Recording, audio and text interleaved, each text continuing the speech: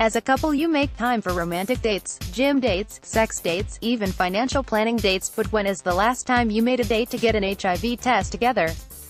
If it's been a while, then it's time to schedule a test with your partner.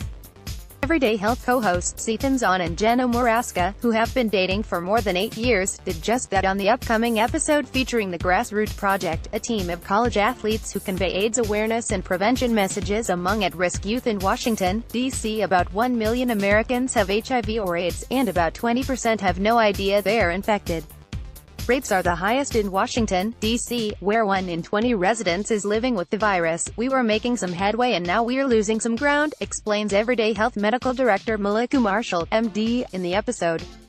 Organizations like this hopefully are going to bring the focus back on the fact that we need to prevent it, because there is still no cure for HIV. Scoring a goal for HIV, AIDS awareness. Tyler Spencer began the Grassroots Project after interning with Ethan's nonprofit Grassroots Soccer, which carries the HIV and AIDS awareness message to Africa and beyond. Nearly 3 years later, Spencer has recruited 250 Division I college athletes to use sports to teach kids about HIV, AIDS and what they can do to protect themselves from infection.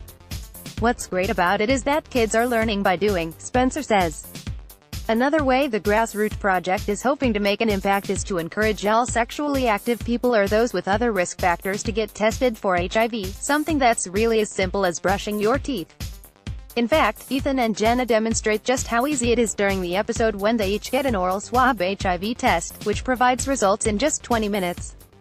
It's quick, easy, and it's important to know your status, Ethan said. Visit the U.S.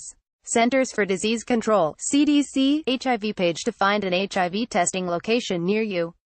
In addition to an oral HIV test, you can also do a home blood sample collection test, rapid HIV test, or standard HIV test, all of which measure HIV antibodies in your blood. You should get tested for HIV, AIDS, and when.